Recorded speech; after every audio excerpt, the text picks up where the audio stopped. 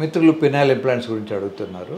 Penile implants surgery అనేది ఏదో మన సినిమా హాల్కి పోయినంత క్యాజువల్గా తీసుకోకూడదు.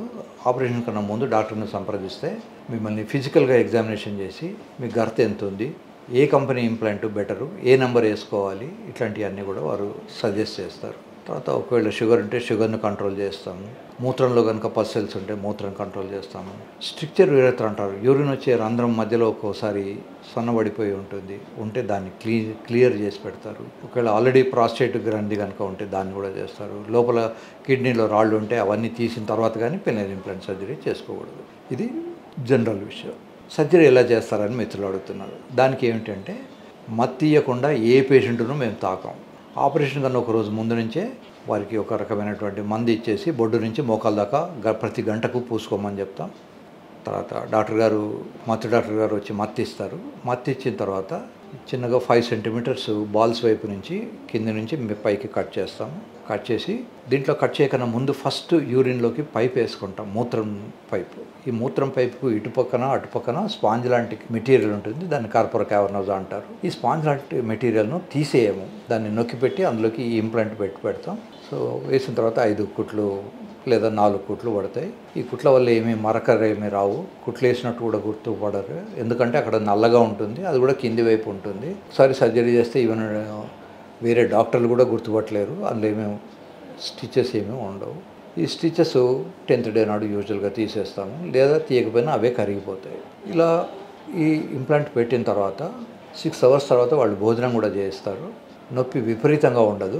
విపరీతంగా నొప్పి ఉండేటి 2 ఆపరేషన్. ఒకటేమో నీ జాయింట్ రీప్లేస్మెంట్. నీ రీప్లేస్మెంట్లో ఏమిటంటే విపరీతంగా నొప్పి ఉంటుంది. రెండోది open heart surgery, heart cut చేసినప్పుడు కూడా బాగా నొప్పి ఉంటుంది. ఈ హార్ట్ ఆపరేషన్ వాళ్ళకి ఎంత నొప్పి ఉంటుందంటే ఆ నొప్పికి వాళ్ళు ఊపిరి ఆపేస్తారు, గాలి తీసుకోరు. అందుకని వాళ్ళని వెంటిలేటర్ మీద కూడా పెడతారు. సో ఈ 2 మాత్రమే చాలా ఎక్కువ నొప్పి ఉండే సర్జరీస్.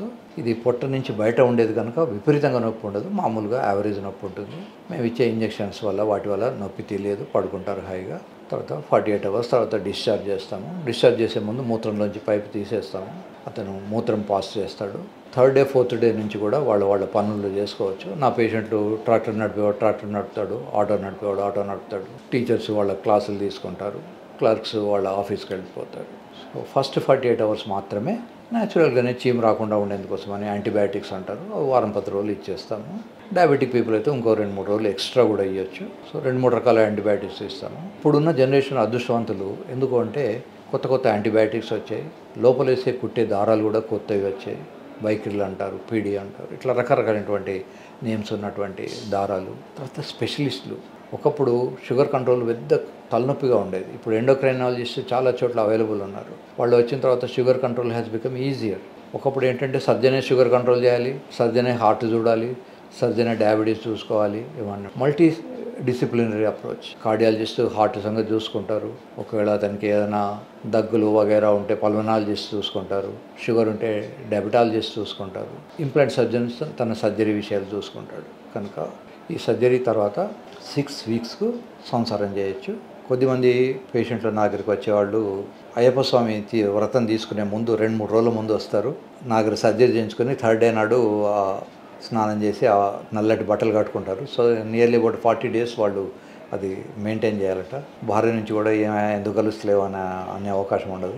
40-45 days తర్వాత వాళ్ళు మళ్ళీ మామూలుగా సంసారం చేస్తారు. ఇంట్లో భార్య కూడా తెలియకుండా ఉండాలని ఈ సర్జరీ చేయించుకుంటూ ఉంటారు. సో కానీ తెలియకుండా చేయాల్సిన అవసరం లేదు, చెప్పి చేసుకోవాలి.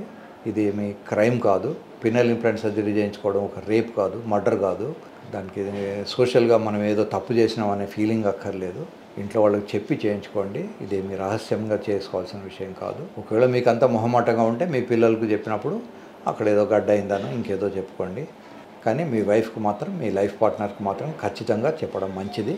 ఏది రహస్యంగా ఉంచుకోకూడదు. భార్యాభర్తల మధ్య ఉంటే రహస్యాలు మొదలైతే దానివల్ల గొడవలు వస్తుంటాయి. కనుక రహస్యం లేకుండా ఉండడం మంచిది.